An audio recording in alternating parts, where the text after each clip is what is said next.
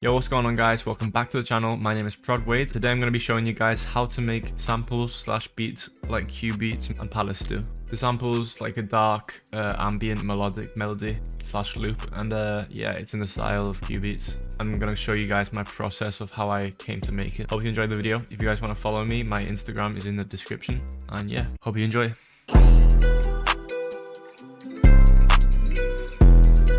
So I'm going to play you guys the loop that I have made. I made it like about 20 minutes ago. And yeah, I apologize because my PC is being quite slow with this one for some reason, because I have loads of plugins probably. But I wanted to show you guys before I export it how, like, what process I went through to make all the sounds.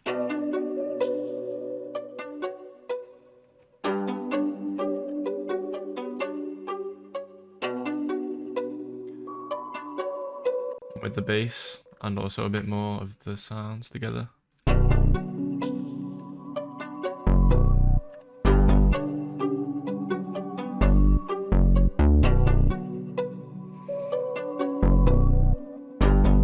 So yeah, I'm gonna start with the main instrument, which is a harp. It's a bandora. So pretty much when I make my samples, I start off with just the basic piano, and then I change. And once I'm happy with the melody, I find a sound that I like. So yeah, this is it without the effects first.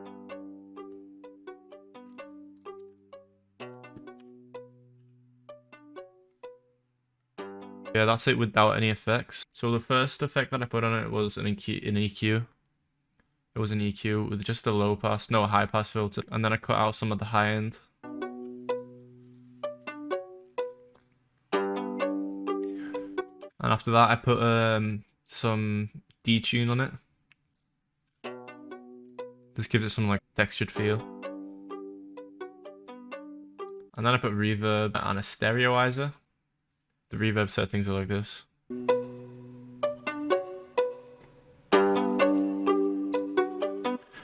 And after that, I put in, what did I put on here? Some distortion, flanger, and chorus, all with the mixes turned down quite a lot. So altogether, it makes quite a difference, but you don't really, like, it doesn't make too much of a difference where it's overwhelming. So that's what made it quite a lot louder.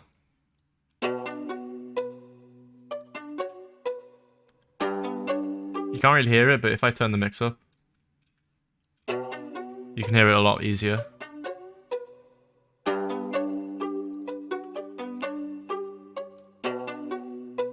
And the final thing I put on it was an Echo Boy preset, which is really, this plugin's so good. It's really laggy, I don't know why.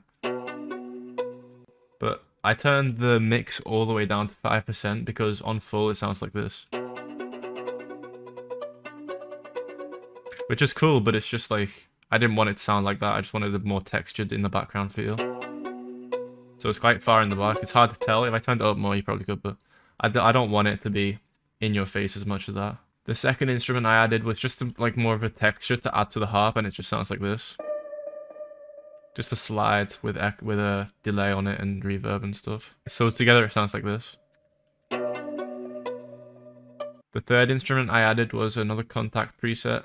This was in Oliver Arnold, and it was a noise stab, and it's a really cool sounding instrument. It's a really clean sounding instrument, but this is what it sounds like without effects. First of all,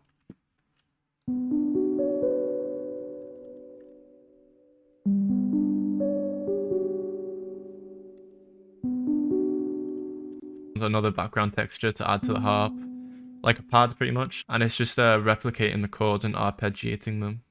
So it goes up like that, and then yeah, I added some variation towards the end, so it goes like this. And then for the second half, I put it down an octave just for more variation. Obviously for this, I had to put on an EQ so that it cut out a lot of, and the effects were this. These two are just EQs. This one's to cut out the low end, and this one makes the high end sound a lot smoother in my opinion, so that's it with it and without it. I think the high end is a lot harsher without it. It's hard to tell.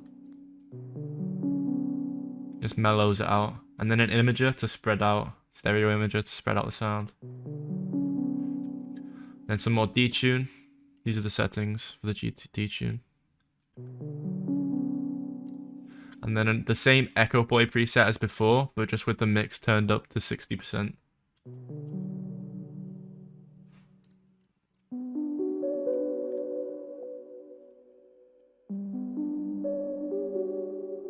Well, this is what it all sounds like together.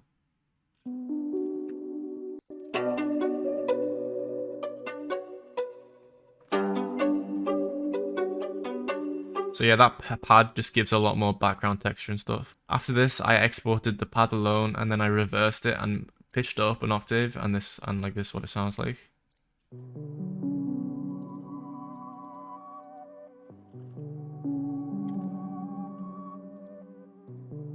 So for this, I added just an EQ, more reverb, and more detune to make it sound like that. Altogether, this is what it sounds like.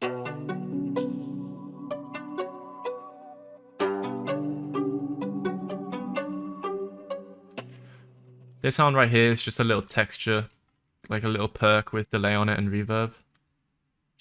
And then the final instrument that I added was the bass. This is what it sounds like without any effects.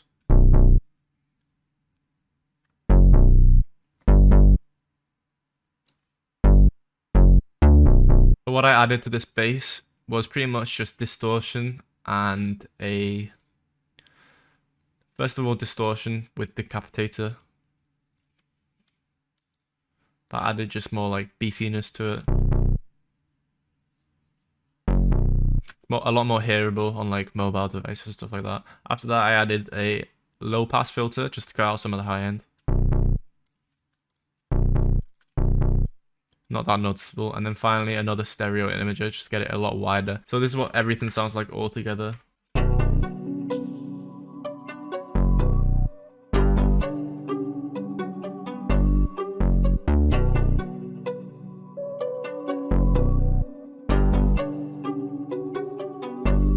So the final thing I did to this sample was I exported all of it and I pitched it down by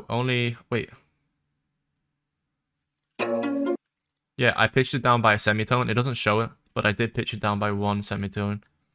And then I put it onto a mix track. I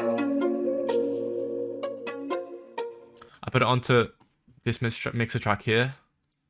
And I added, you can't tell the difference because I re-exported it for some reason.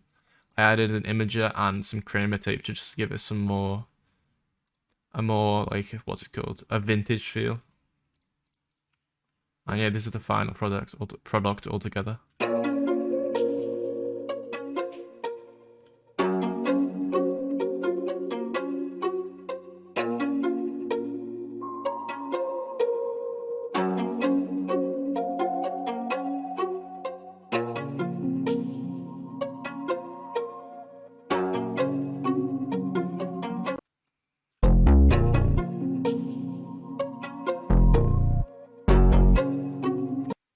And yeah, how long are we in? 30 minutes, it'll be edited down. So yeah, I'm gonna start making drums with this sample and see where we get. I'm not gonna lie, I usually make my drums with my speakers, and I'm not used to mixing with headphones as well as I am speakers. So it might not sound as good as it might be. But at the end, I'll mix it on both speakers and headset just to make sure it's perfect. So if you want to skip to the end to hear the final product, then yeah.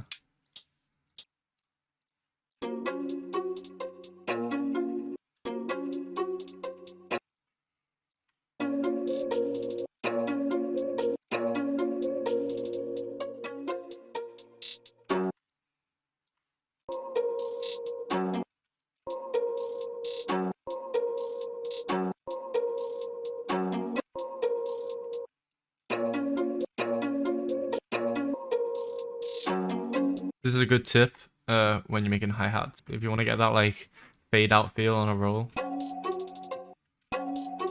instead of just turning only the velocity down, or even doing it at all, to be honest, go to cutoff frequency automation and just go down. Make it go down on that instead. See what it sounds like.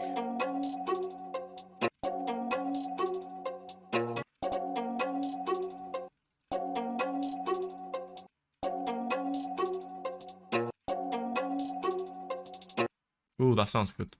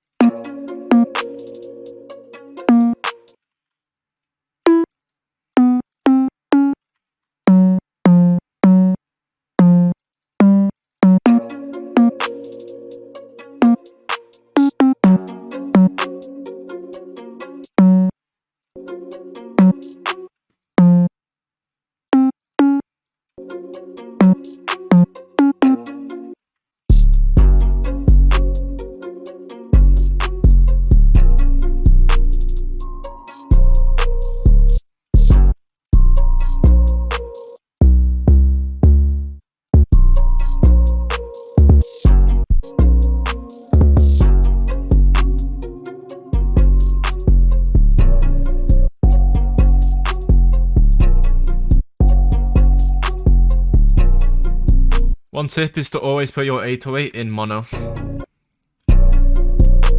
I genuinely don't know why, but a lot of people say to do it.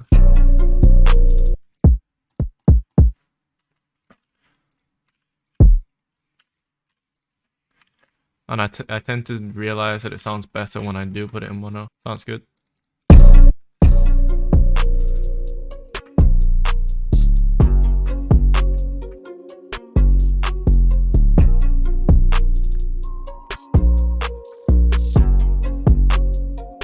Okay, I'm done. I just need to add my tag, and then it's fully done. We do it crazy on this. And then also, just to top it off, I'm gonna add some small little rises, just for the beat drops. This Cody Screech drum kit has some of my favorite transitions, particularly this one. So yeah, this is the beat completely finished. I just need to export it, and yeah. I hope you enjoyed watching the video, and yeah, if you guys want to leave a like and comment, that would be much appreciated, and yeah, and here's the loop.